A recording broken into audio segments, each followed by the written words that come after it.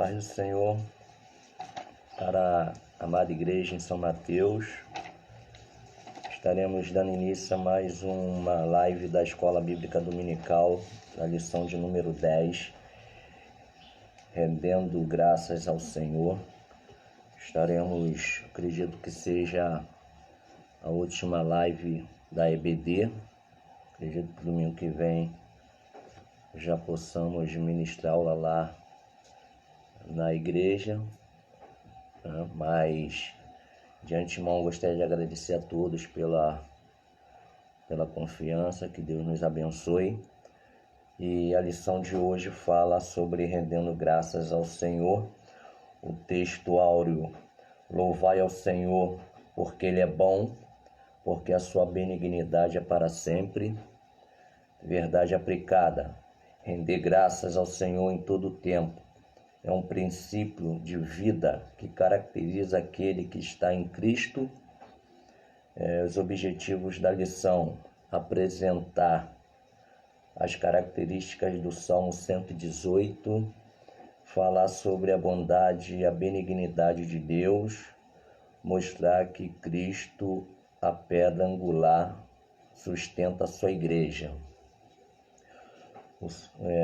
Texto de referência: Salmo 118, versos 1, 2, 5, 14, 22, 27, 28 e 29.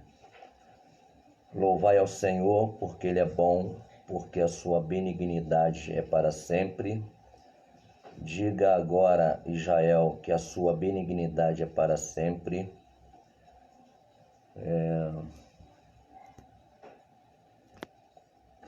Invoquei o Senhor na angústia, o Senhor me ouviu e me pôs em um lugar largo. O Senhor é minha força e o meu cântico, porque Ele me salvou. A pedra que os edificadores rejeitaram tornou-se cabeça de esquina. Deus é o Senhor que nos deu a luz. Atai a vítima da festa com cordas e levai até os ângulos do altar. Tu és o meu Deus e eu te louvarei. Tu és o meu Deus e eu te exaltarei. Louvai ao Senhor, porque Ele é bom, porque a sua benignidade é para sempre. Então, nós vamos falar sobre graça, sobre rendendo graças, ou seja, Deus, Ele é digno de todo louvor, de todo a exaltação, e graças aqui fala da graça do louvor, né? Não da palavra, da etimologia do pistes, mas a graça de Deus, né? Os favores de Deus, aquilo que Deus ele proporcionou para nós. Então, o Salmo 118, ele fala sobre adoração, né? Sobre adoração e adoração a Adonai, ao Senhor, pois Ele é bom.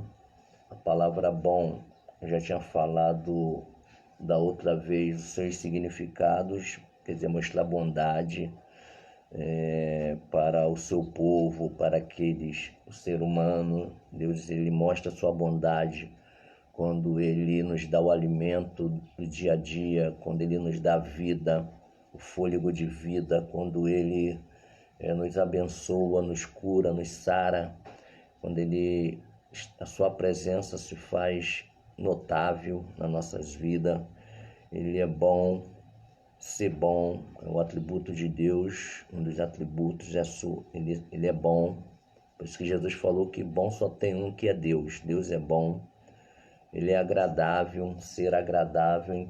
Nós sentimos bem estar do lado de Deus, né? Estar alegre, mas a bondade de Deus nos dá alegria, né? Bem-aventurança é uma coisa benéfica, um ser benéfico, um ser amável, um ser favorável, estar feliz e correto, porque a sua benignidade, quer dizer, a sua amável presença, a sua excelente consideração, considerado valioso, né? Benigno, fez uma coisa que pratica o bem. Deus, ele é benéfico, então assim, é um bem moral, é um bem-estar, é um benigno. Deus é muito bom e fala aqui que ele é eternamente. Deus é eterno, Deus não tem princípio nem fim, né? Deus não está preso ao tempo, Cronos. Deus tem seus motivos, seus propósitos, e Israel, ele foi uma nação abençoada.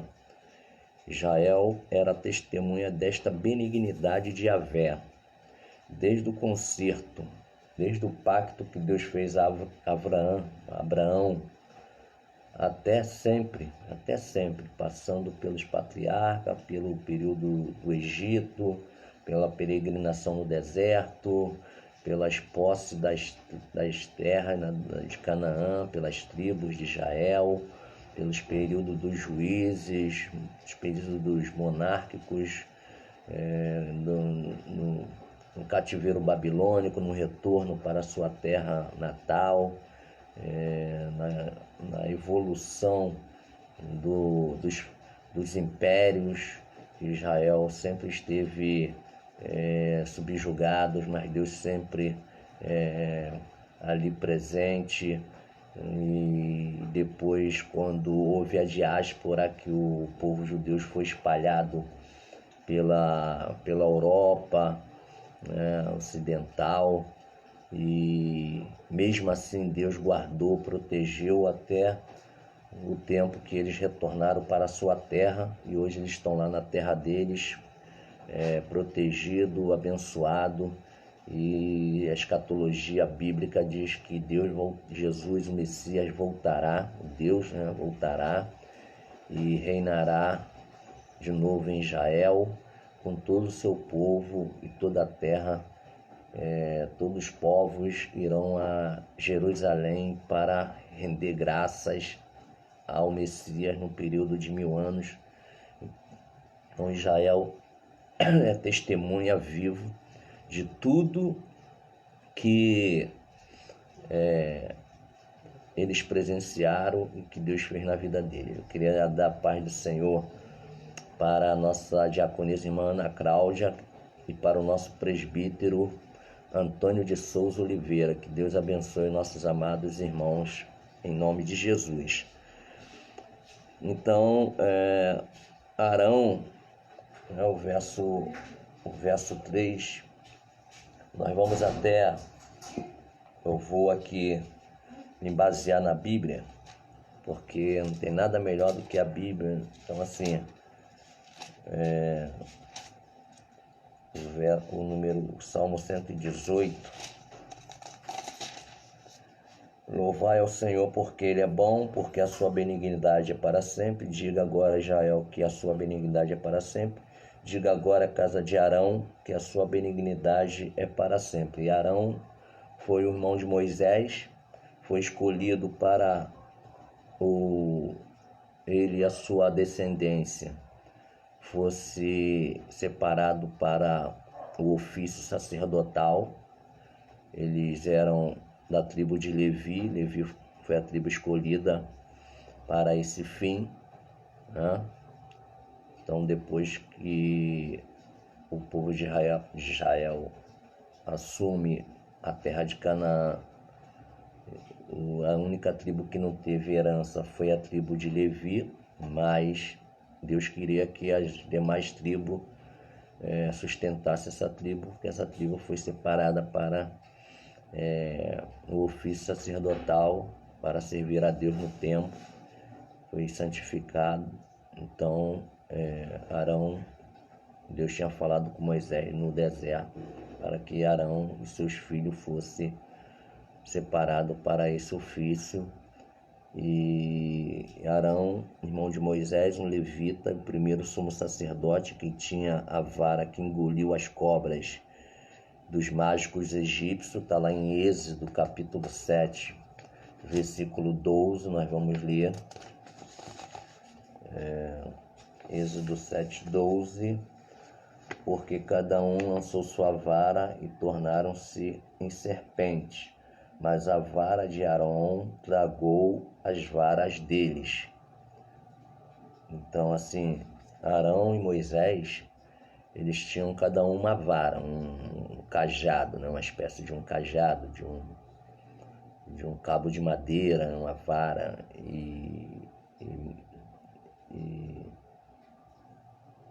cada um, diz lá que Moisés ele toca na água do Mar Vermelho e as águas se abrem para o povo passar, né? Então, aqui fala de Arão, que a sua vara foi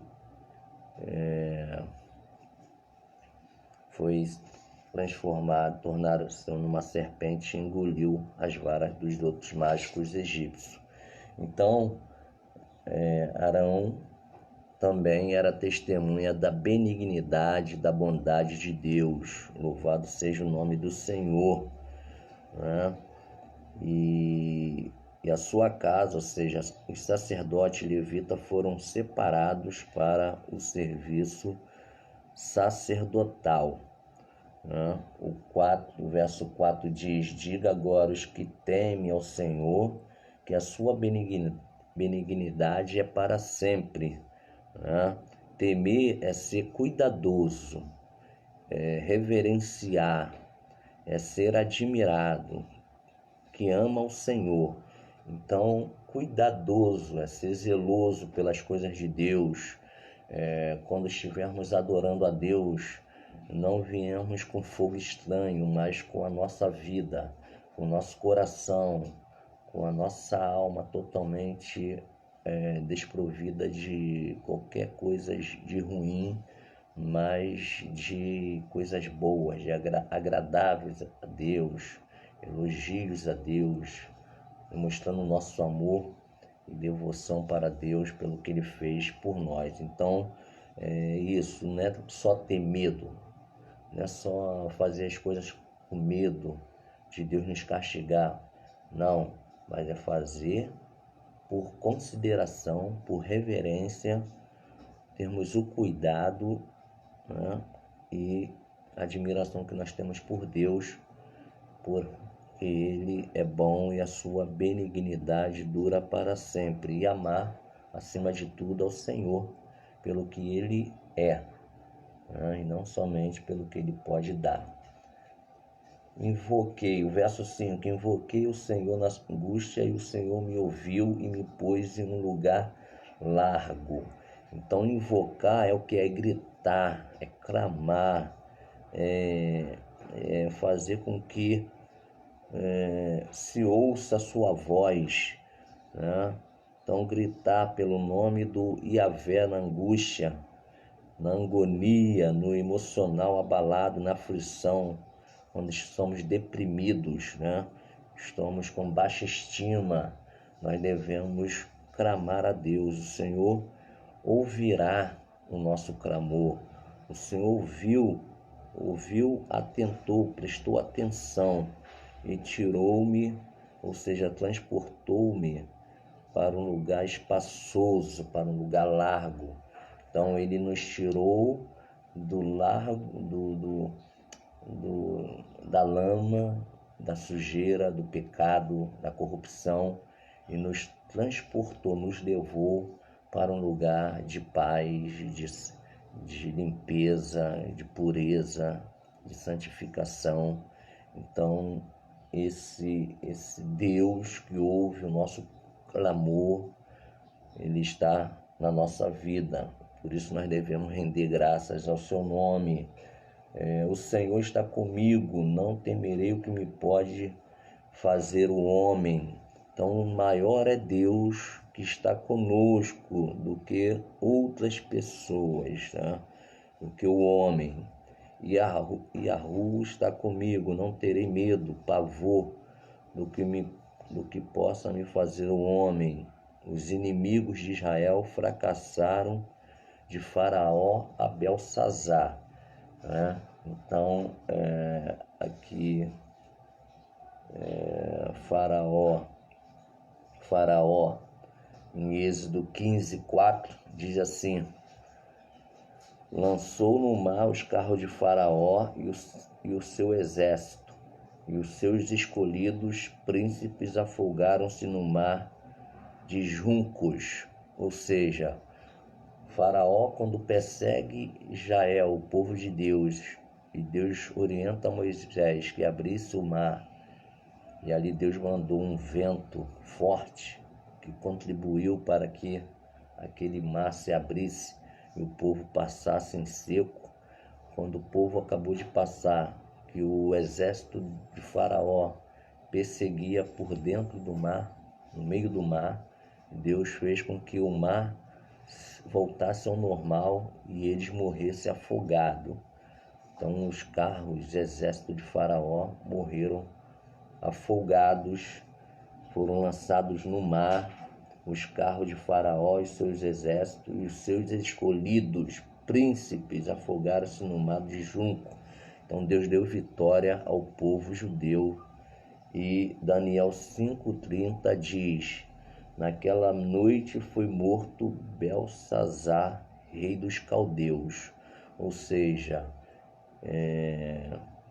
os inimigos de Israel foram destruídos. Belsazar foi o último rei, o imperador de Babilônia, dos caldeus, e na noite em que ele fez uma festa, e ele utiliza dos utensílios, das taças que eram sagradas a Deus, e eles ali blasfemaram, eles ali foram totalmente irresponsáveis, e ali eles encheram a taça sagrada de Deus de vinho, num bacanal, numa festa totalmente deplorável, mundana.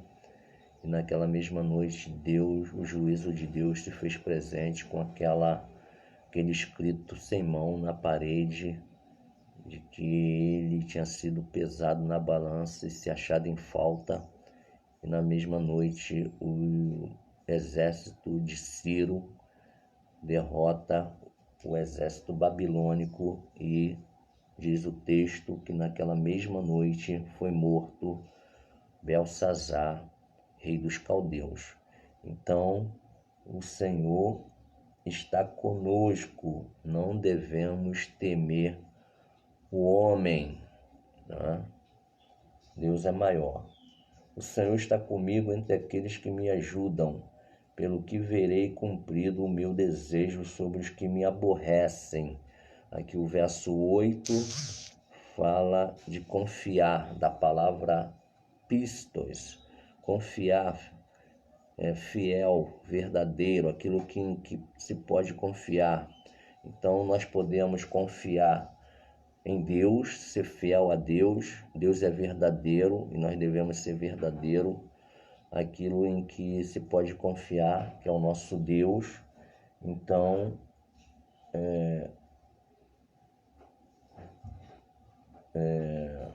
aqui é o verso 8, é o verso 7, né? Que é: o Senhor está comigo entre aqueles que me ajudam, pelo que verei cumprido o meu desejo sobre os que me aborrecem. É o verso 7. E a rua está comigo entre os que me ajudam, e juízo executado sobre os inimigos. Então aqueles que estão do nosso lado, que querem o nosso bem, que nós também queremos o bem um dos outros, né? Praticamos o bem uns aos outros. Então Deus ele está nesse negócio, Deus ele está aprovando, e Deus ele está nos ajudando e fazendo cumprir todos os seus desejos e desígnios sobre nossas vidas, né? Então o Senhor está comigo entre aqueles que me ajudam, pelo que verei cumprido o meu desejo sobre os que me aborrecem. Ou seja, aqueles que nos aborrecem, aqueles que querem o nosso mal, que nós entregamos na mão do Senhor, e quando eles continuam na prática do mal, então vem o juízo perfeito de Deus sobre eles. E aí o juízo de Deus é executado sobre os inimigos que se fazem contra a igreja, contra o povo de Israel. Nós não somos inimigos, mas nós temos inimigos, né? Nós, graças a Deus, procuramos viver em paz com todos, mas tem, infelizmente, muitos que não gostam de nós e muitos até de falsidade, estão rindo, estão brincando, abraçando, apertando mão, dando um tapinha, mas por trás são os verdadeiros fariseus, são os verdadeiros hipócritas, mentirosos, malditos, mas Deus vai cuidar desses mentirosos, desses falsos.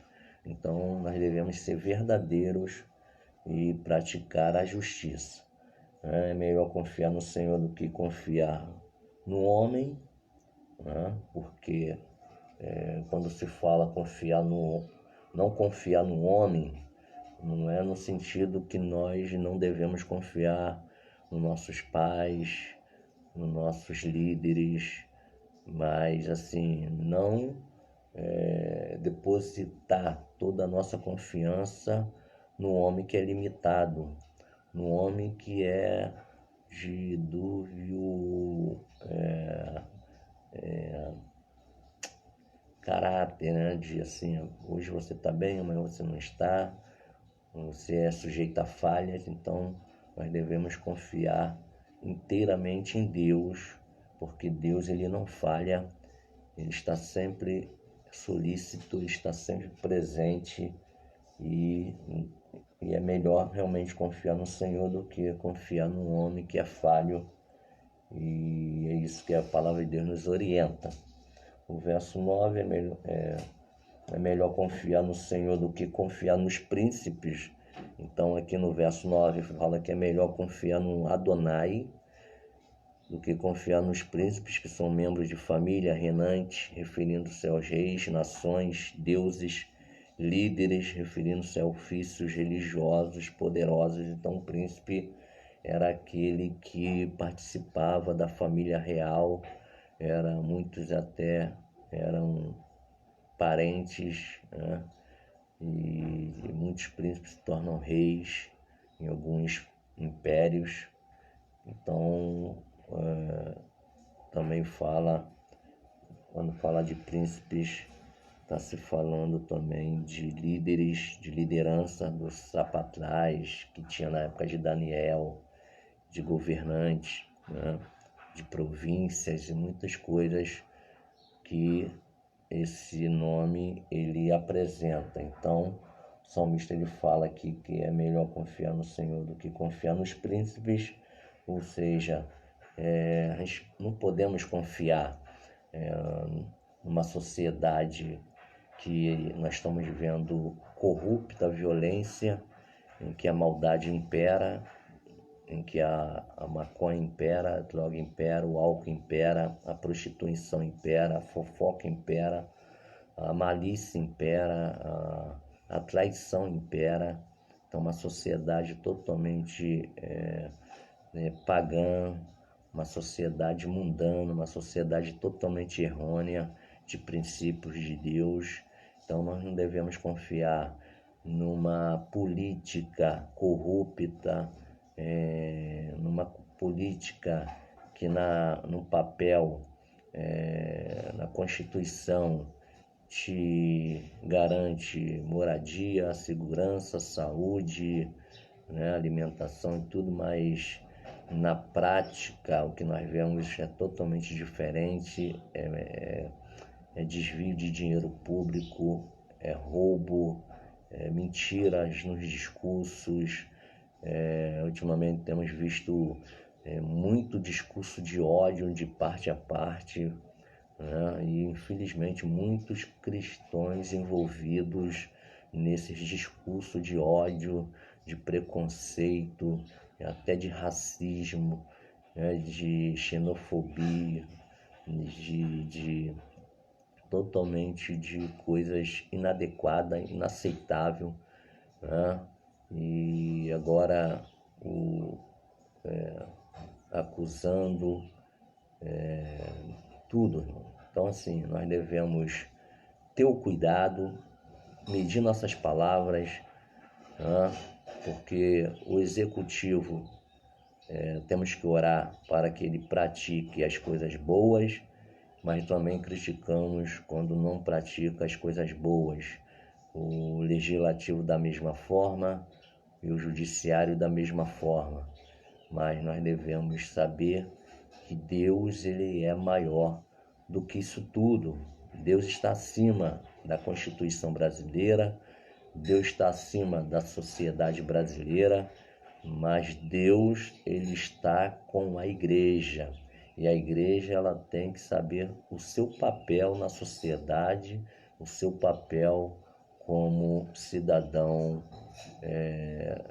brasileiro, quando for votar, quando for escolher seus candidatos, quando for se posicionar para defender uma causa, sempre com equilíbrio, com neutralidade, fazendo as coisas que não venham criar revolta entre nossos irmãos, porque o que está acontecendo é uma coisa lamentável, lamentável.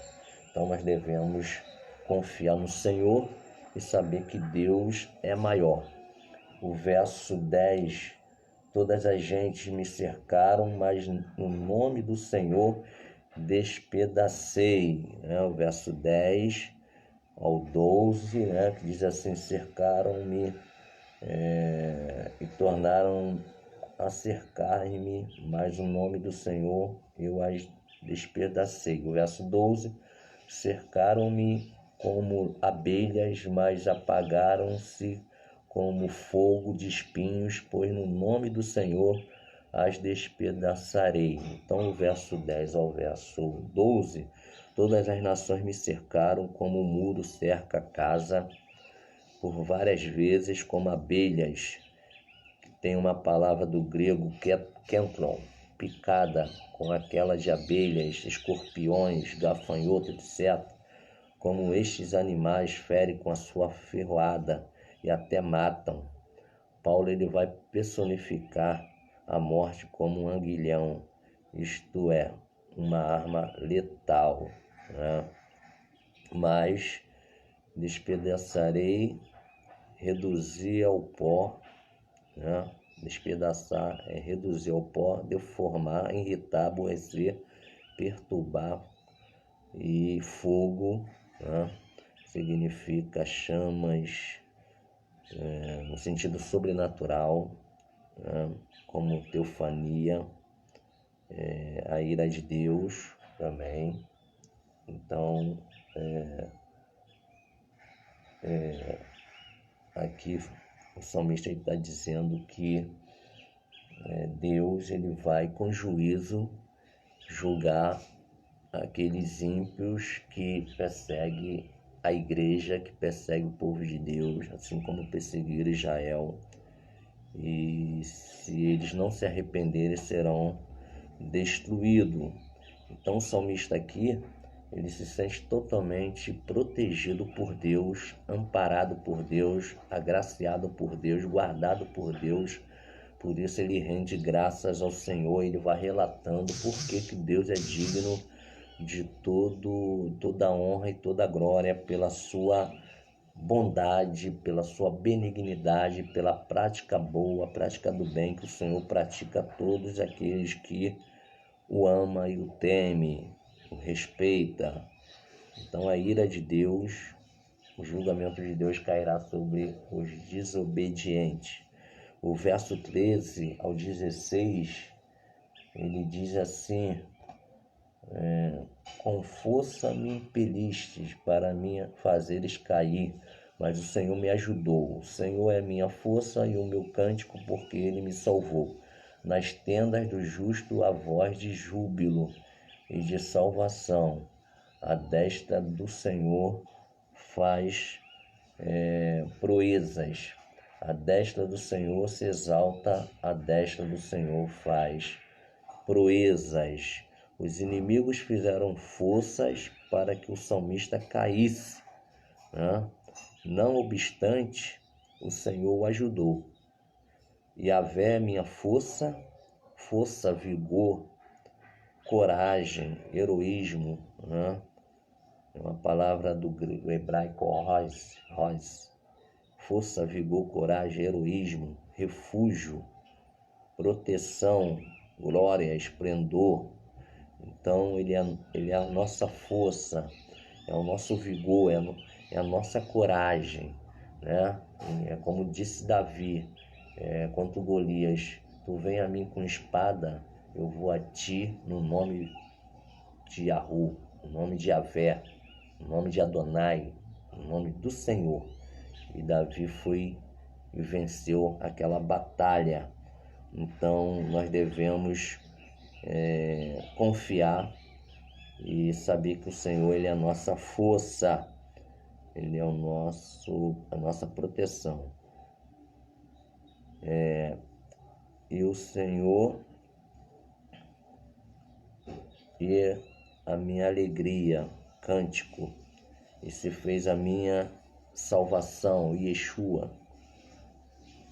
Palavra tenda, tabernáculo do templo, como habitação de Deus, do tabernáculo da aliança, uma metáfora do corpo humano como a residência da alma.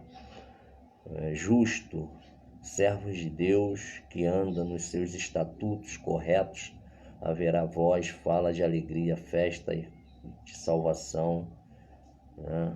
À direita, a destra de Deus, à direita de Adonai, faz proeza, ato de valor, somos valorizados. Então o salmo aqui, 118, do verso do 13 ao 16, com força, né? Com vigor, me impeliste para me fazerem cair, quer dizer, fizeram força para que o salmista fosse a queda, né? Caísse. Mas o Senhor ajudou, Yahvé ajudou. O Senhor é a minha força e o meu cântico, porque Ele me salvou. O Senhor é a nossa força, é a nossa segurança, é o nosso porto seguro. E na tenda do justo há voz de júbilo e de salvação. A destra do Senhor faz proeza, a destra do Senhor exalta, e a destra do Senhor faz proeza. Então, os justos são aqueles que andam corretamente, aqueles que andam confiando em Deus, que andam na perfeição, na santidade, na bondade, na misericórdia. Então, o justo, aquele que pratica a justiça. Então, o justo na tenda, né? Na tenda, na casa, no tabernáculo, na cabana, no lugar em que o justo habita. Tenda, nós somos templo, tenda do Espírito Santo, casa de Deus, morada de Deus. E a voz de júbilo, de cântico, de alegria, de satisfação e de salvação. A palavra salvação é Yeshua, salvação, Salvador. E à direita do Senhor, Ele faz maravilhas, Ele faz proezas, atos de valor para nós, né? Então o verso 17 ao verso 20 diz assim: não morrerei, mas viverei e contarei as obras do Senhor. O Senhor castigou-me muito, mas não me entregou à morte. Abri-me as portas da justiça, entrarei por elas e louvarei ao Senhor. Esta é a porta do Senhor, pelo qual os justos entrarão. Então, o Salmo no verso 17 ao 20, não morrerei, todos que servem a Yahvé não morrerá sem tempo de contar suas experiências diante de todos, ou seja, nossos anos vividos na presença de Deus são tantas experiências que nós temos com Deus diretamente, de falarmos com Deus, de ouvirmos a voz de Deus, de Deus nos direcionar num caminho diferente, de Deus estar conosco em todo momento da nossa vida, até nos momentos mais difíceis, que quando tomamos decisões erradas e nos arrependemos, às vezes não consultamos a Deus. Por isso Deus, ele dá o direito de nós escolhermos o caminho que nós queremos andar e tomar decisões, mas quando nós buscamos a Deus, Ele nos direciona no caminho seguro, um caminho certo. Então, assim, mas quando tomamos decisões erradas e nos arrependemos, Deus ele está sempre pronto a nos perdoar, nos ajudar. E muitos têm experiência com Deus de cura, de milagres, né, de causas resolvidas. Então, assim, de ouvir a voz de Deus. Então, nós não morreremos sem que Deus mostre, né, a sua verdadeira força, né, e interferência na nossa vida quando assim queremos e nós temos as experiências da vida, né, os empíricos para falarmos. Então, nós, diante de todos, mas nós estaremos vivos contando essas experiências. Adonai permitiu os sofrimentos da vida, né? Todos nós passaremos por sofrimento, não vai ser 24 horas de alegria, né? Nós teremos perdas, isso eu já falei aqui na outra lição, nós perdemos parentes, amigos, perdemos bem menores, né? Às vezes perdemos celular, carro, casa, perdemos algumas coisas, mas o Senhor, Ele está conosco, ainda que sofremos aqui na vida, mas o Senhor não permitiu a nossa queda, né? Ele sempre está do nosso lado para nos consolar, para nos confortar, para nos dar força e graça para continuarmos e construirmos tudo de novo. E Deus ele nos dá essa condição de termos sempre força para, assim como Jó, começarmos do zero, mas chegarmos lá no objetivo. Então fala aqui da porta, né? A palavra porta significa abertura, entrada, e Jesus ele é a nossa porta, a nossa entrada, o nosso caminho. Lá em João 10:7, Jesus falou o seguinte: tornou, pois, Yeshua a dizer-lhes, em verdade vos digo, eu sou a porta das ovelhas. E o capítulo 14, versículo 6, disse-lhe Yeshua: eu sou o caminho, a verdade e a vida, ninguém vem ao Pai senão por mim.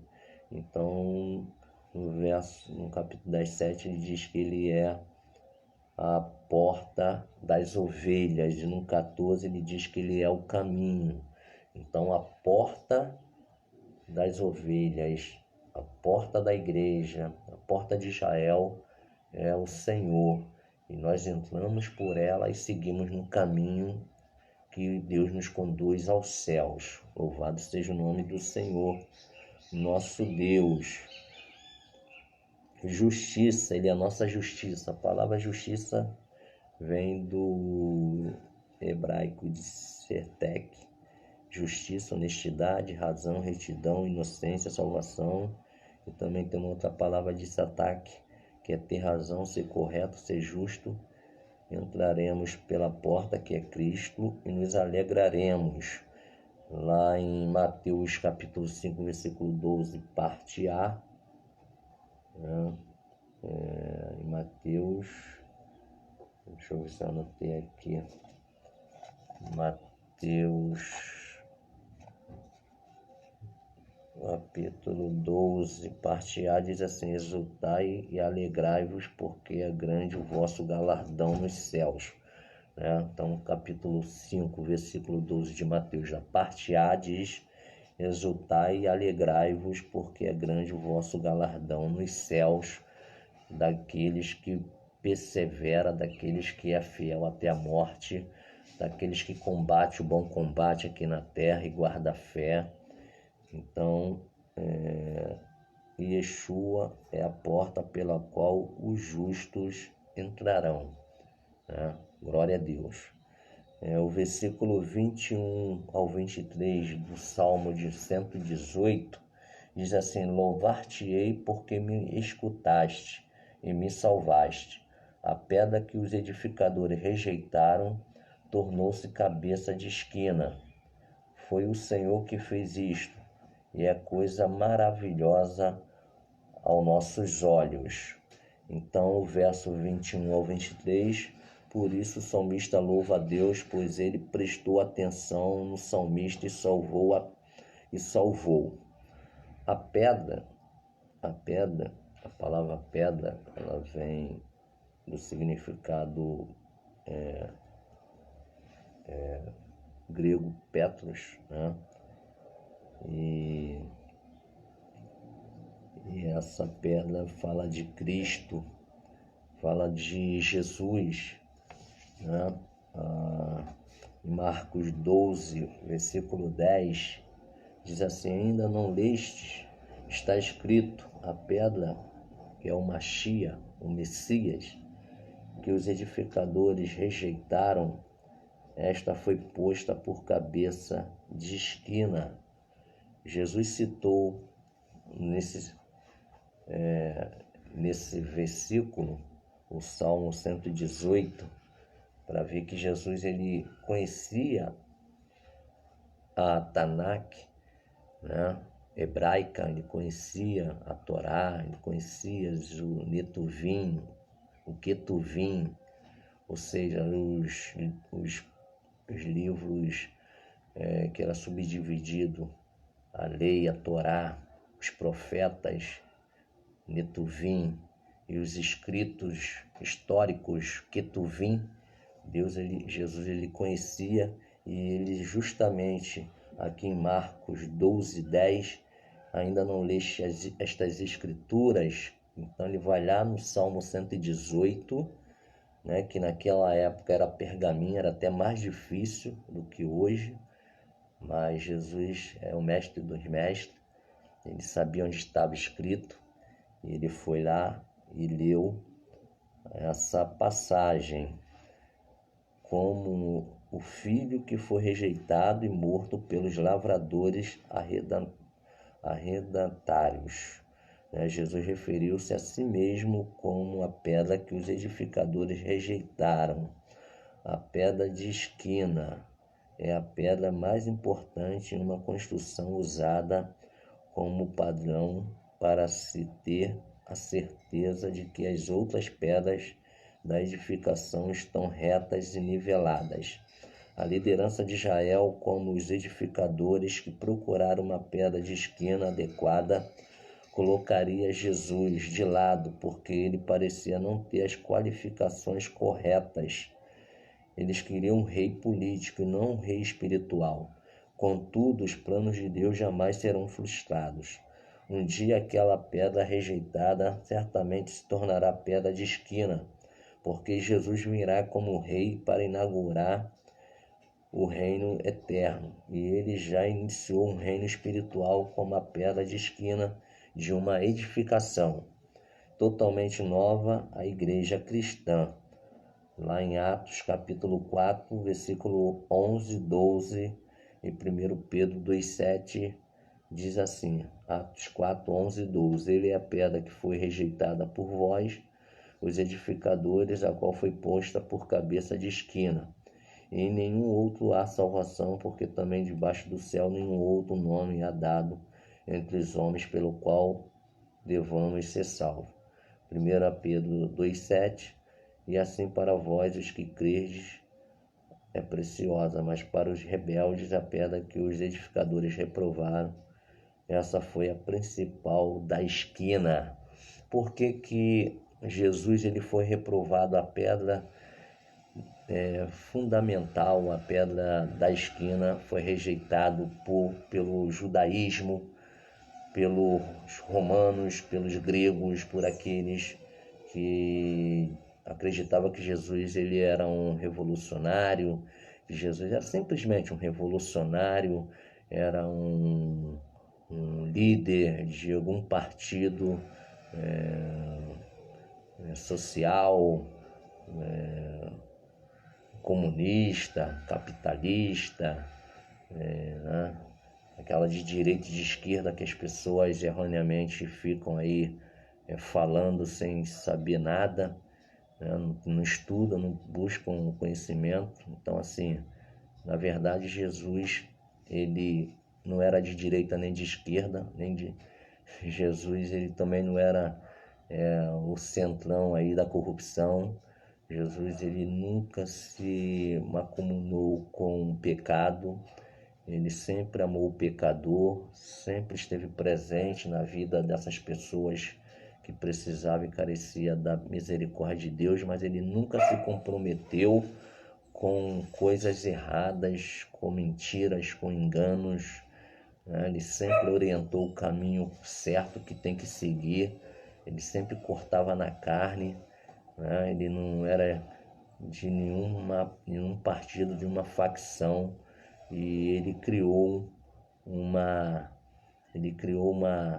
comunidade totalmente diferente da comunidade terrena. Ele criou uma comunidade de homens transformados, de homens libertos, de homens santificados, de homens puros, que o Espírito Santo transformou. Não é que nós somos isso, porque por nós mesmos nós não teríamos, mas porque o Espírito Santo que habita em nós trabalha no nosso caráter, trabalha no nosso emocional, trabalha no nosso ser. Então, muitas coisas que nós outrora fazíamos de errado, hoje nós não fazemos mais, não porque nós somos merecedores, mas porque a graça de Deus inundou nossos corações, preencheu. Então, nós hoje somos nova criatura, nascida da água e do Espírito, não vivemos mais no curso da nossa própria vontade, mas na vontade de Deus.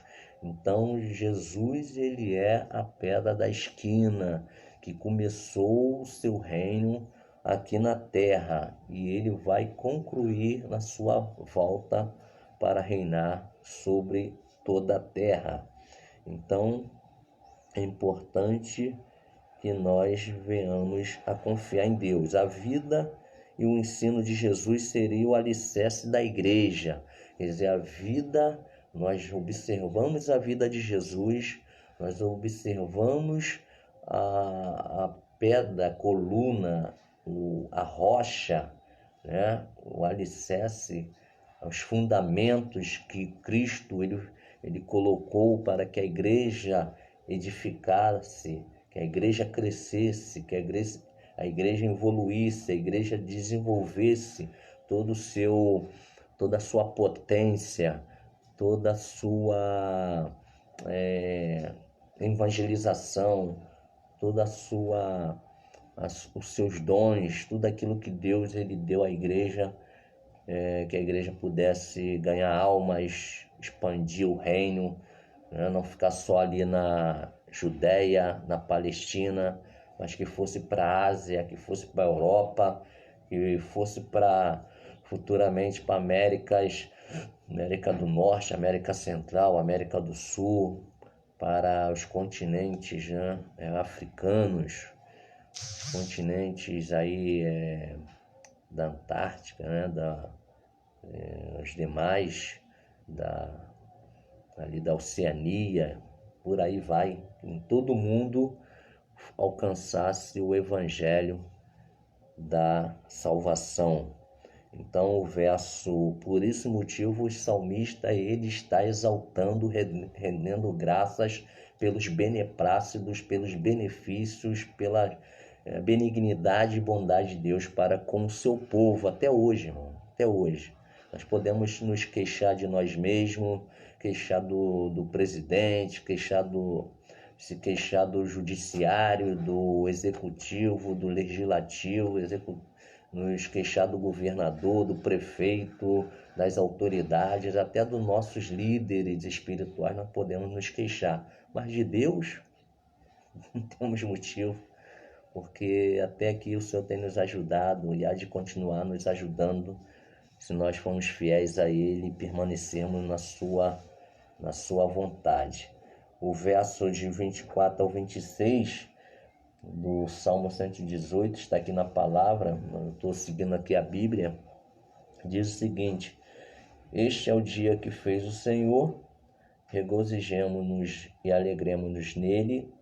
Salva, ó Senhor, nós te pedimos, ó Senhor, pedimos, prospera, bendito aquele que vem em nome do Senhor, nós vos batizemos desde a casa do Senhor.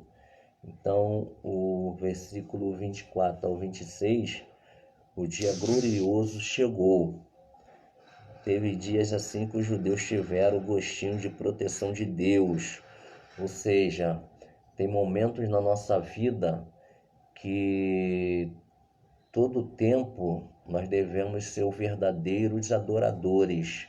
Adorar a Deus em todos os momentos da nossa vida. Estar ligado 24 horas por dia e por noite no trono da glória do Senhor. Aonde nós estivermos, estar ligado com Deus. Ligado, conectado com os céus, mas tem aqueles momentos específicos que nós tiramos um tempo para a devoção, para a oração, para o jejum, para a palavra, e tem aqueles momentos que nós nos reunimos num lugar físico, né? Numa casa, num templo, em qualquer outro lugar, até mesmo na esquina, nas ruas, nos reunimos para adorar a Deus, para louvar a Deus, para ler a sua palavra, para testemunhar, para dar uma palavra de saudação, para pregar, para nos... Esse é um momento específico que nós passamos ali mais tempo diante da presença de Deus, exaltando a Deus, ali o grupo, né, salvo, reunido, igreja institucionada por Cristo, não a igreja física, o templo físico, porque nem todo mundo que está no templo físico, infelizmente, vai ser salvo, nem todo mundo que diz Senhor, Senhor entrará no céu, porque no templo físico, no meio da comunidade física que se chama igreja, nós temos ali os bodes, nós temos o joio, nós temos falsos fariseus, nós temos pessoas que estão ali só para ganhar, para barganhar, para usar o nome de Jesus, para ficar rico, e essas pessoas, naquele dia, Deus vai falar: apartai-vos de mim, maldito, para o fogo eterno, preparado para o diabo e seus anjos, porque eu não vos conheço. Ah, Senhor, mas no teu nome eu preguei, eu profetizei, eu curei. Vai para o inferno, vai para o inferno. Então, irmãos, é uma coisa muito séria, que nós devemos adorar a Deus de todo o nosso coração, sem nenhuma resíduo de pecado, de mágoa, de falsidade. Quando nós louvamos a Deus, nós não queremos ser melhor do que ninguém. Nós louvamos a Deus e nós nos preparamos para louvar. Tem aqueles que têm um dom do louvor, que se prepara, que aprende para louvar melhor, mas o louvor é genuíno, é puro, como também aqueles que pregam, que ensinam, se preparam, faz teologia para fazer o melhor para Deus, sem nenhum interesse de passar por cima de ninguém, querer ser melhor do que ninguém. Então nós fazemos tudo com amor, com respeito, com reverência para Deus e para os nossos irmãos. Então, quando nós estamos nesse patamar, nessa dimensão, aí nós sentimos o que os judeus aqui, em muitas festas judaicas, da Páscoa,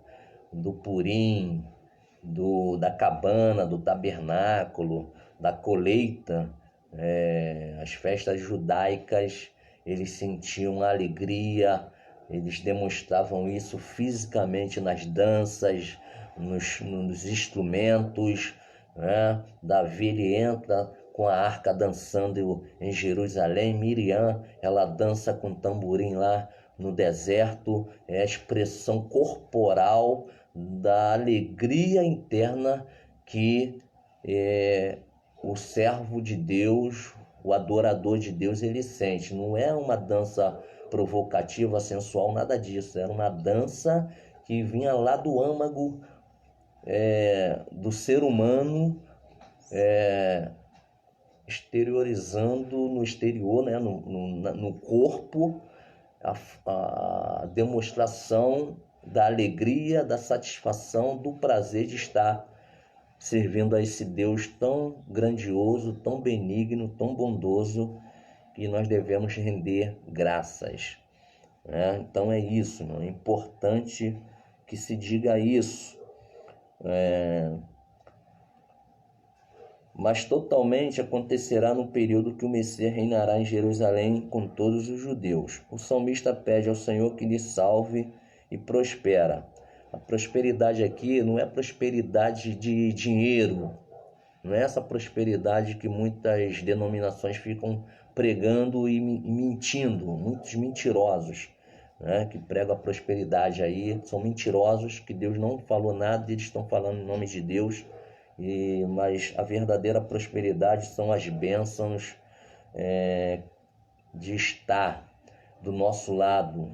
Bênção aí são as bênçãos de Deus no âmbito espiritual, no âmbito físico, felicidade. A felicidade não é dinheiro, né? A felicidade é uma sensação de bem-estar. Quando, por exemplo, eu estou aqui na minha casa com a minha esposa e com meus filhos, eu estou com uma sensação de bem-estar porque eu estou do lado da minha família, entendeu? E abaixo de Deus, a família é inviolável, a família é importantíssimo. A família, como diz Josué, e a minha casa serviremos ao Senhor. A família a igreja, é a extensão da família. Então, a família ela veio primeiro do que a igreja. Então, Deus ele abençoou a família e através da família se constitui a igreja. Essa que é a verdade. Toda a Bíblia ela vem defendendo a família e Deus ele é o criador da família. Ele que constituiu o primeiro casamento e abençoou. Então, prosperidade é isso, é uma família abençoada, somos abençoados, felizes, está relacionado à justiça, também não tem nada a ver com dinheiro, ou seja, o dinheiro hoje corrompe a justiça, né? Muitos juízes são movidos à corrupção. Então, assim, a empresa dá um dinheiro lá para prejudicar o funcionário, que por direito teria direito, mas não tem, né? É o rico lá sendo ajudado pela justiça, enquanto que o pobre aqui, ele é arrebentado, né? Então, assim, nós estamos vendo aí, mas a verdadeira justiça, ela vem de Deus. E essa justiça nos dá prosperidade, né? Então, está relacionada à justiça, à beleza, a beleza que é né, de você praticar as coisas boas, saber que Deus te ama, te quer bem. Então é beleza, é alegria, né? É bondade, é ter sucesso. E ter sucesso não é só em questão financeira, é ter sucesso relacionado à sua vida, relacionado à sociedade, à família, à igreja, ao trabalho, entendeu? É você ser respeitado e reconhecido, né? Por mais que você trabalhe em qualquer área da profissão, mas as pessoas que trabalham com você ali te respeitam, falam bem de você, isso é um sucesso, é ser bem sucedido naquilo que nós fazemos, e fazemos por amor, né? Fazemos voluntariamente, tranquilidade. A prosperidade é isso, é tranquilidade, é sossego, é paz de espírito, é saúde, né? Prosperidade é ter saúde, né? Então é segurança. Prosperidade é você ter segurança, você está bem, você está seguro, e Deus ele é a nossa segurança, né? Então é isso, prosperidade não é só o que se falam, né? Não é só essa questão voltada para a riqueza, né? Para o dinheiro, para o status, ostentação, enfim, mas tudo amplo. Prosperidade ela é ampla. Então Deus, é isso que o salmista ele fala, no que tange a palavra de Deus. E abençoado, a palavra do barak, do hebraico, abençoar, ajoelhar, ser abençoado, abençoar-se, ser adorado, fazer ajoelhar, louvar, saudar e até amaldiçoar também faz parte. Quando as pessoas elas não dão a Deus o que é de Deus, elas ficam debaixo da maldição. Então,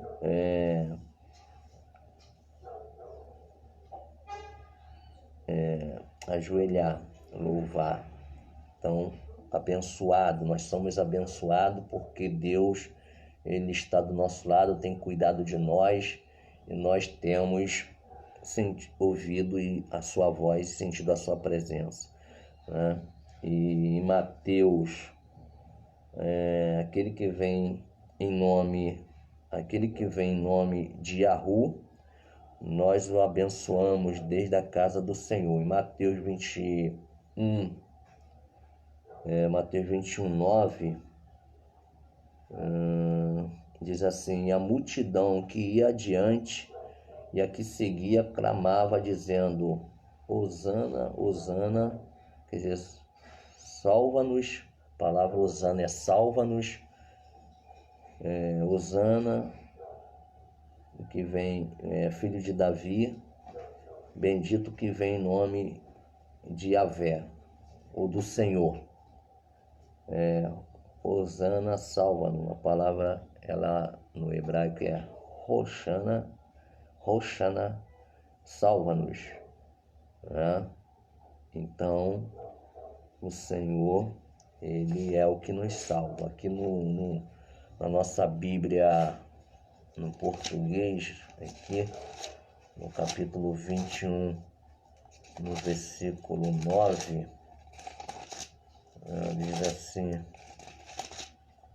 21:9, e a multidão que ia adiante e a que seguia clamava, dizendo: Hosana, o filho de Davi, bendito que vem em nome do Senhor, Hosana nas alturas. E Jesus, ele entra em Jerusalém, saudado pelo povo. Então, foi o que o salmista ele fala aqui: salva o Senhor. Ó Senhor, nós te pedimos, Senhor, nós pedimos, prospera, bendito aquele que vem. É o verso 26. Bendito aquele que vem em nome do Senhor, nós vos bendizemos desde a casa do Senhor. Elohá é Yahu, nos mostrou luz, do hebraico Hover, luz do dia, luminosidade das luminárias celestes, lua, sol, estrela, raiar do dia, alvorada, aurora, relâmpago, luz da lamparina, luz da vida, luz da instrução. Salmo 119, verso 105. Lâmpada para os meus pés é tua palavra e luz para o meu caminho.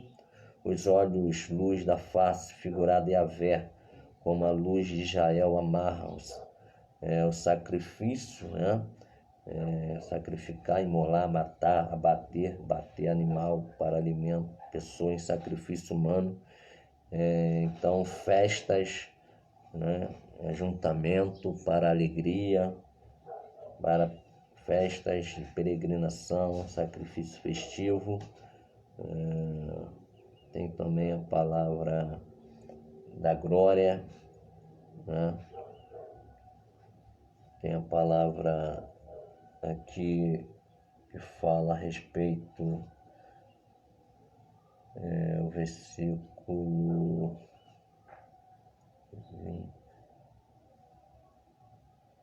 27, aqui já é o 27. O 27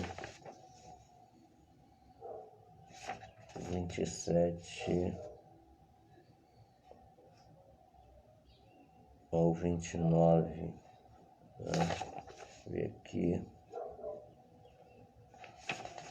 27 ao 29, ele diz isso, que 27 ao 29. Deus é o Senhor que nos deu a luz, atai a vítima da festa com cordas e levai-a até os ângulos do altar. Tu és o meu Deus, eu te louvarei, tu és o meu Deus, eu te exaltarei.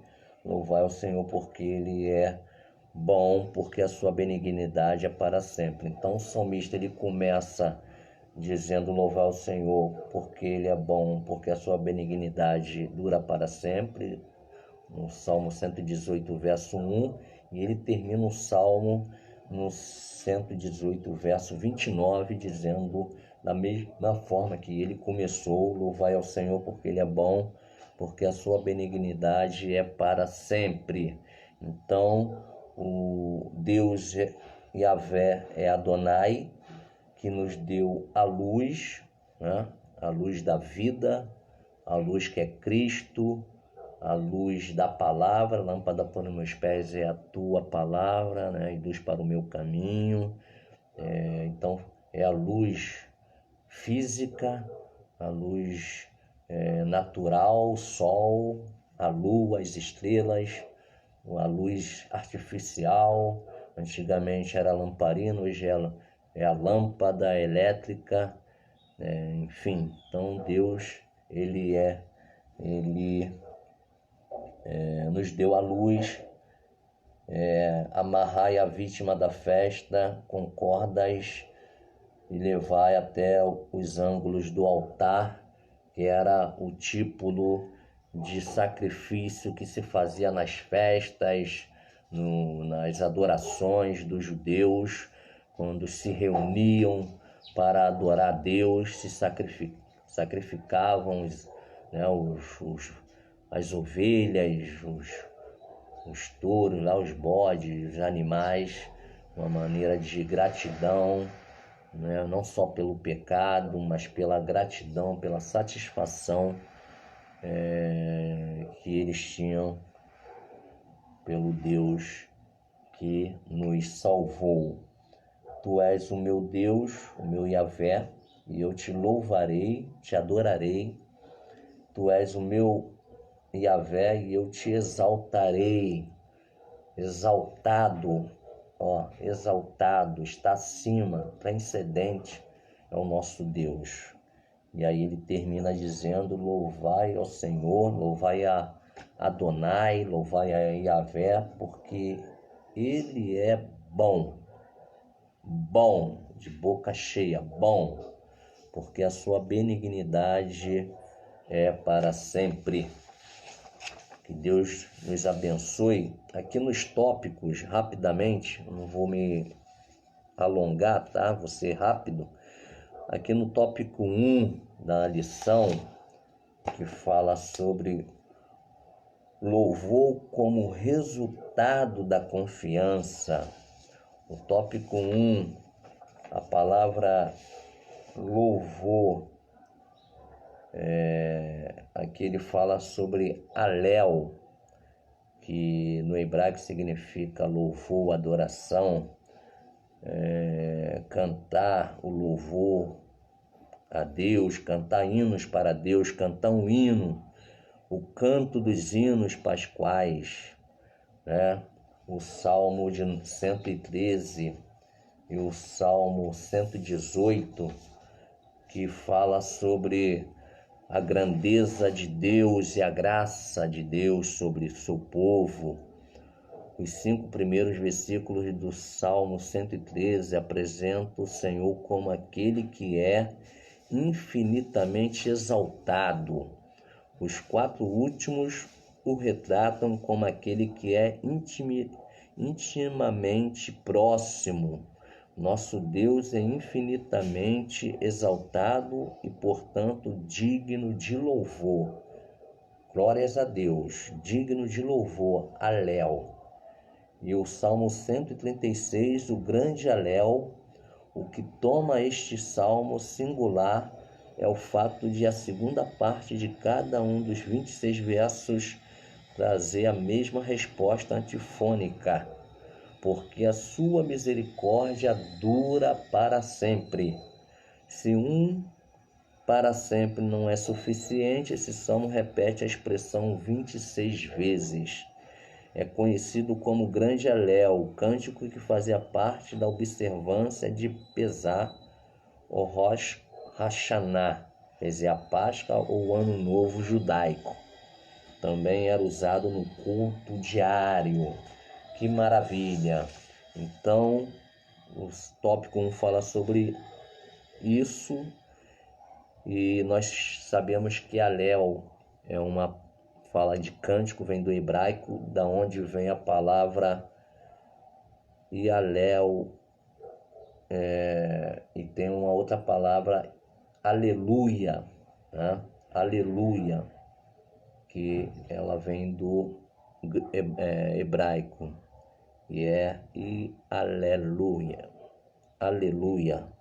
Tem também um significado de um personagem bíblico que é Jealelel, que é Ialelel.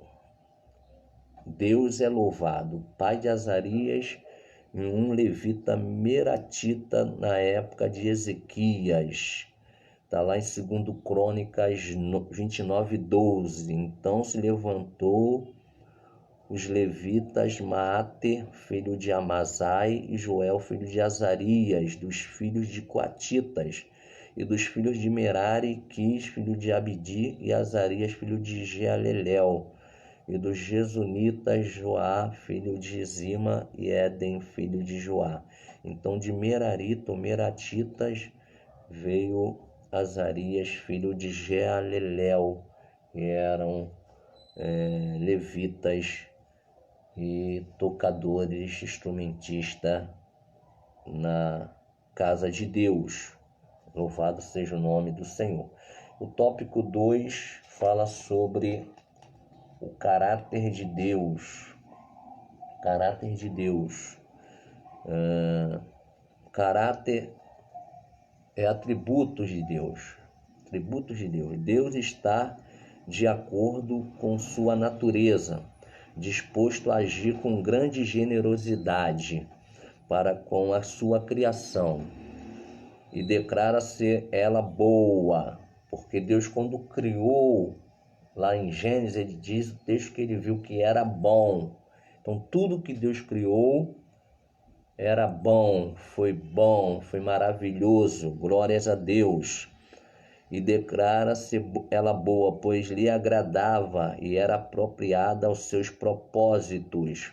O mesmo adjetivo é usado para descrever o caráter moral de Deus, porque o Senhor é bom e eterna a sua misericórdia. Salmo 100, verso 5. Nesse contexto, a expressão transmite muito bem a ideia original de agradável ou plenamente satisfatória, mas também vai além disso, e ilustra a graça que é essencial na natureza de Deus. O Salmo 145, verso 8 e 9. Piedoso e benigno é o Senhor, sofredor e de grande misericórdia. O Senhor é bom para todos, e as suas misericórdias são sobre todas as suas obras. Louvado seja Deus. Também Lamentações de Jeremias. Deixa eu ver se eu anotei aqui. Lamentações de Jeremias, capítulo 3, versículo 25. Bom é Yahu, bom é o Senhor para os que esperam por ele, para a vida ou a alma que o busca. Então, bom é o Senhor. Jeremias aqui está dizendo isso, que bom é o Senhor. Essa faceta da natureza divina é manifestada na sua disposição de prover todas as nossas necessidades, quer materiais, a chuva e as colheitas, como está lá em Atos 14:17. Atos 14:17. Contudo, não se deixou a si mesmo sem testemunho, beneficiando-vos lá do céu, dando-vos chuvas e tempos frutíferos, enchendo de mantimento e de alegria os vossos corações. Então Deus, ele manda o alimento, Deus, ele nos dá o sustento, Deus é a provisão, Deus é o Yahvé Jireh, né? Que nos provém todas essas coisas, né? Provisão. Deus seja louvado. E aqui, em sentido espiritual, que é alegria, sabedoria. Então, em Atos 14:17, diz assim: contudo, não se deixou a si mesmo sem testemunho, que é a mesma coisa, né? Não deixou sem testemunho, mas no céu deu a chuva, o tempo frutífero, cheio de mantimento de alegria, e a alegria dos vossos corações. Então, fala de alegria aqui da alma, a alegria do espírito, pela satisfação da provisão de Deus. E Tiago 1,5 diz assim: se algum de vós tem falta de sabedoria, peça a Deus, que a todos dá liberalmente, e não lança em rosto, e se lhe há dada. Então, nós devemos estar pedindo a Deus sabedoria do alto. Podemos seguir o modelo de nosso generoso e compassivo Deus, pois toda boa dádiva e todo dom perfeito vem do alto, descendo do Pai das luzes, em quem não há mudança nem sombra de variação. Tiago 1,17 diz isso: e contudo não se deixou a si mesmo. Tiago 1,17: toda boa dádiva e todo dom perfeito vem do alto, descendo do Pai das luzes, em quem não há mudança nem sombra de variação. Então Deus, ele é o Pai das luzes. Quando fala Pai das luzes, que ilumina o nosso coração, o nosso ser, o Espiritismo, ele pegou essa palavra e tomou posse, né, como vidente. Quando se fala em vidente, se associa muito a essas questões de bruxaria, mas vidente é uma palavra que vem do hebraico, que é a mesma de profeta do grego, de uma raiz navi, né? Que é aquele que prevê o futuro, aquele que tem o Espírito de Deus, que tem um dom de Deus, e Deus revela o que vai acontecer antes que aconteça, né? Os fenômenos, os acontecimentos naturais, tudo. Deus, ele sempre revela os seus videntes, os seus profetas. Então a palavra vidente e a palavra Pai das luzes, isso não vem do paganismo, vem da Bíblia Sagrada, da palavra de Deus. Amém? E o tópico 3, para finalizar, fala sobre o agir de Deus. Como diz aquele hino, o agir de Deus é lindo. Ai, meu Deus. Mas fala que na Bíblia a retidão é vista segundo um padrão ético e moral. A retidão que vem de Deus é tanto o seu caráter quanto o modo que ele opta por agir, né? Agir, fazer, né? Evoluir, desenvolver em nós. Deus, ele age. Deus é reto no seu caráter ético e moral, portanto serve como padrão para determinar qual a nossa posição em relação a ele.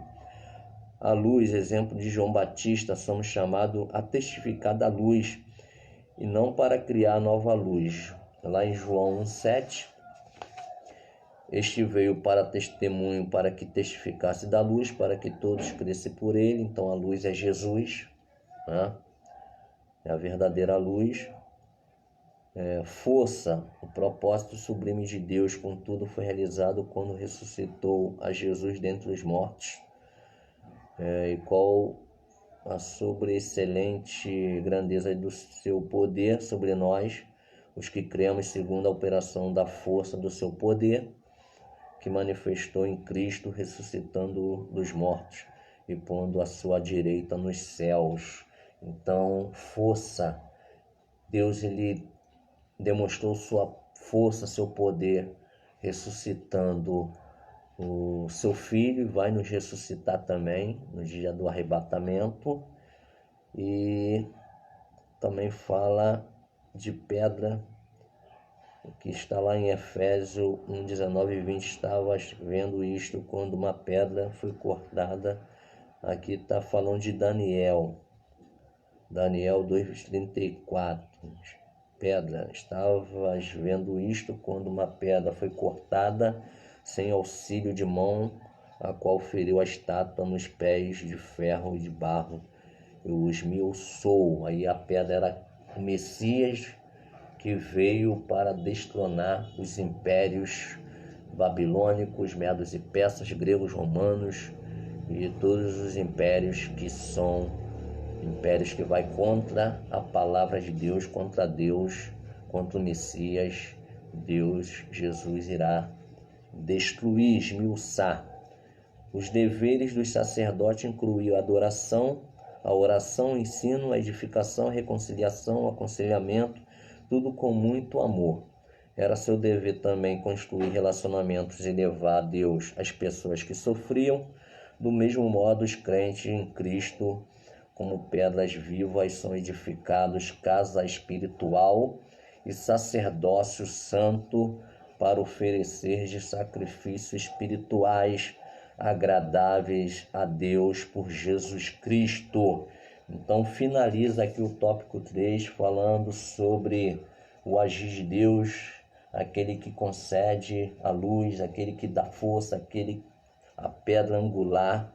Então nós, irmãos, devemos render graças a esse Deus, a esse Jesus. Graças a Deus, louvado seja Deus, adorado seja Deus eternamente, porque o Senhor tem feito maravilhas nas nossas vidas, no nosso meio. Deus, ele tem nos ajudado, não somente nós que servimos a Ele, mas até aqueles que um dia irão servi-lo, um dia irão aceitá-lo.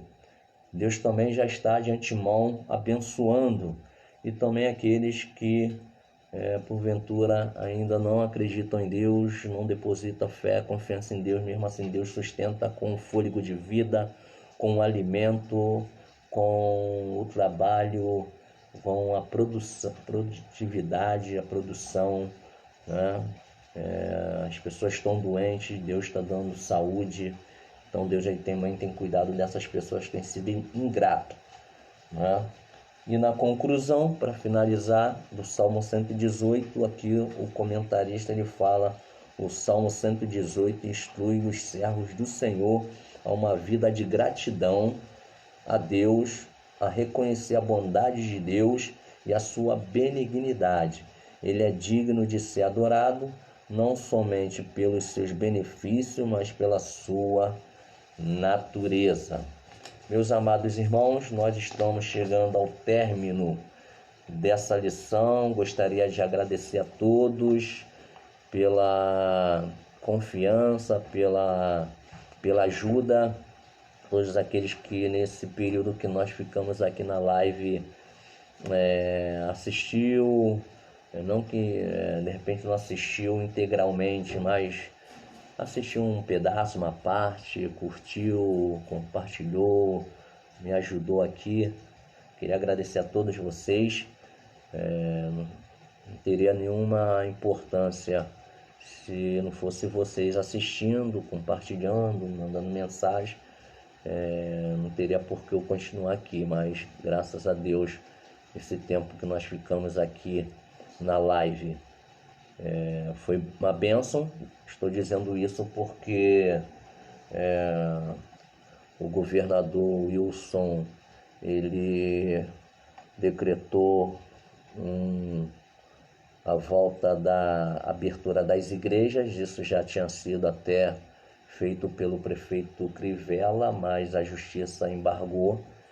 E agora o governador, então, ele está liberando não só a igreja, né? Ele liberou praticamente tudo, visando a economia, visando as questões mesmo financeira, econômica, sendo que a minha crítica, eu como cidadão que pago meus impostos, como cidadão que não só tem o direito de votar, mas não só tem o dever de votar, mas os direitos de exigir. Então a minha crítica pessoal, isso não é igreja, é a minha pessoal, e eu vou falar aqui.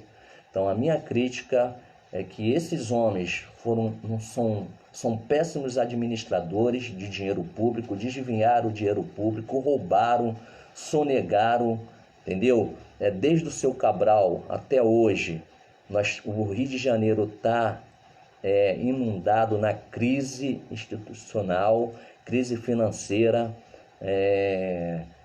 não tem dinheiro para nada, para pagar os servidores que trabalham anos e anos aí, né? Muitos trabalham honestamente, são profissionais do ensino, são profissionais da saúde, e nós estamos vendo aí o Rio de Janeiro falido, cambaleando, porque esses homens roubaram a nós, entendeu? E agora eles não têm dinheiro, porque se eles, desde o final de fevereiro, nós estamos em junho, então você pega março, abril, maio, junho, 4 meses, se desde o final de fevereiro fizesse a quarentena conforme tinha que ser, hoje nós poderíamos abrir tudo. O problema é que muitos líderes foram contra os ministros da saúde que pediram para que todos ficassem em casa, evitassem sair, só saísse em casos extremos, e muitos de nós que queremos que se obedeça o que falamos como líder espiritual, mas nós não queremos obedecer os líderes, as autoridades que defendem a nossa vida. Então muitos de nós também estamos culpados. Então esse vírus ainda continua crescendo, e nós estamos sujeitos a pegar esse vírus, e agora está abrindo tudo novamente, sem nenhuma solução.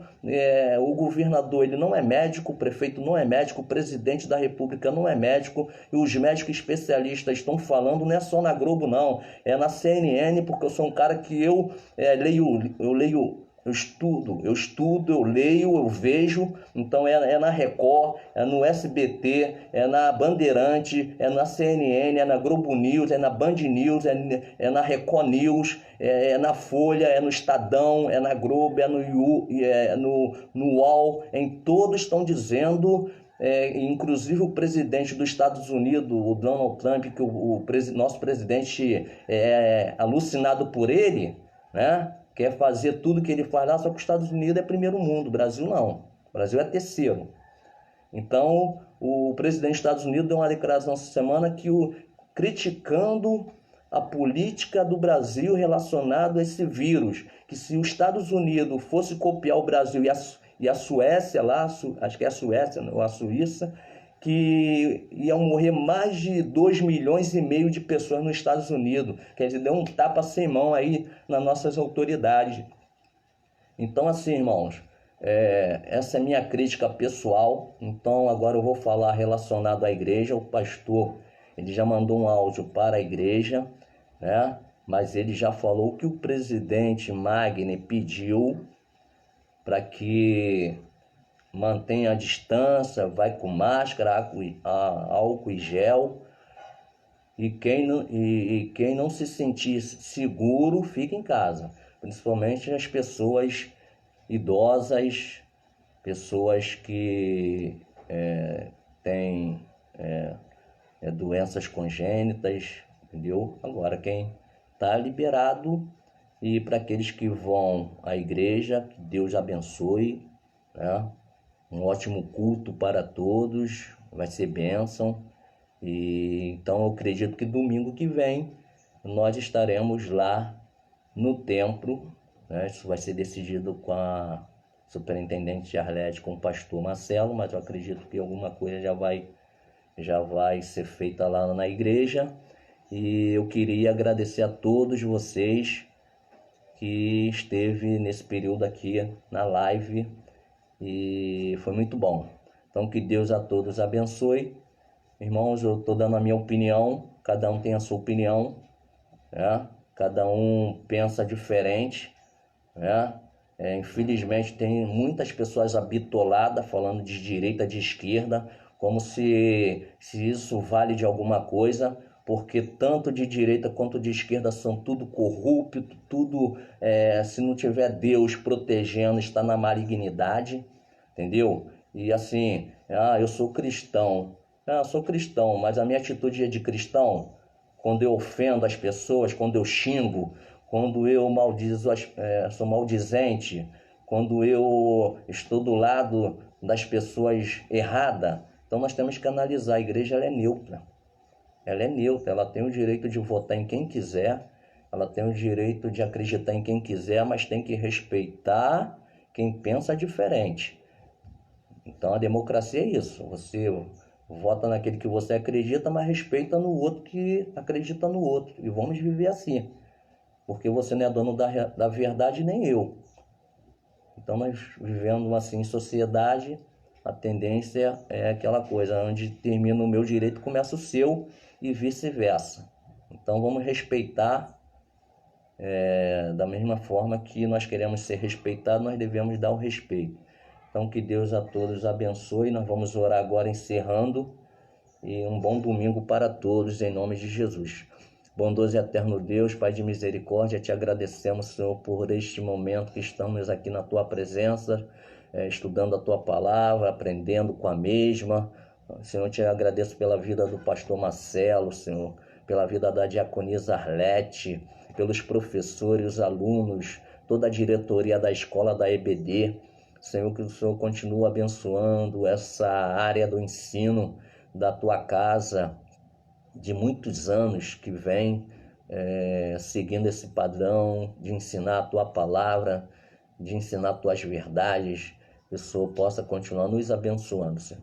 Nos dá um dia abençoado na Tua presença, visita os Teus servos, Senhor, estamos enfermos em Tuas mãos, aquelas pessoas que estão acamadas, estão nos hospitais ou que estão em casa, aos cuidados dos seus familiares, aqueles que estão com Covid-19, sentindo falta de ar, muitos até estão sendo entubados lá, Senhor, para que venha respirar melhor, que o Senhor tenha misericórdia dos aidéticos, dos cancerosos, aqueles que estão com doenças, Senhor, problemas do coração, do rins, do fígado, derrame, AVC, meu Deus do meu Pai, infarto, Senhor, veias entupidas, que o Senhor tenha misericórdia, ajuda. Meu Senhor, abençoa os profissionais da saúde, Senhor, os profissionais do ensino, os profissionais da segurança. Meu Deus, toma, Senhor, as comunidades, toma, Senhor, esses lugares esquecidos pelos governos, pelos governantes. Toma, Senhor, esses lugares em que moram miseráveis, pobres, que são agredidos também violentamente pelos policiais, por esses homens, Senhor, pela cor, por ser negros, por serem pobres, que o Senhor tenha misericórdia. O Senhor nos ajuda, o Senhor nos fortalece, meu Deus e meu Pai, aqueles que não têm o que comer, aqueles que não têm o que vestir, que o Senhor tenha misericórdia, meu Deus. E neste dia, que o Senhor venha suprir as nossas necessidades. Por isso, Senhor, toma nossas vidas em Tuas mãos, toma o culto logo mais à noite ali em São Mateus, abençoa a Tua igreja, abençoa, Senhor, a liderança, abençoa o corpo episcopal da igreja, os obreiros, Senhor, do pastor ali ao trabalhador, passando pelos presbitérios, diaconato, trabalhadores ali, abençoa os departamentos, a liderança dos departamentos, abençoa cada liderado, cada líderes, Senhor, abençoa, nos ajuda, nos abençoa. Agora toma em Tuas mãos esse Brasil, toma em Tuas mãos, Senhor, as autoridades, toma em Tuas mãos, Senhor, essa epidemia, pandemia, Senhor, lança por terra, joga fora, Senhor, desfaz, Senhor, tenha misericórdia de nós, que nós possamos voltar a ter uma vida normal, sem precisar usar máscara, álcool em gel, Senhor, mas que seja, Senhor, que seja Tu acabando com esse mal, esse vírus. Mas, Senhor, enquanto isso não acontece, que nós possamos, Senhor, estar na obediência, nos precavendo e nos cuidando. Por isso, toma nossas vidas em Tuas mãos, toma as autoridades, abençoa e nos dá vitória nesta manhã, em nome de Jesus. Amém. Muito obrigado a todos, que Deus abençoe. Mais uma vez eu gostaria de agradecer ao nosso pastor Marcelo e à nossa diaconisa irmã Arlete. Até a próxima. Muito obrigado por tudo. A paz do Senhor.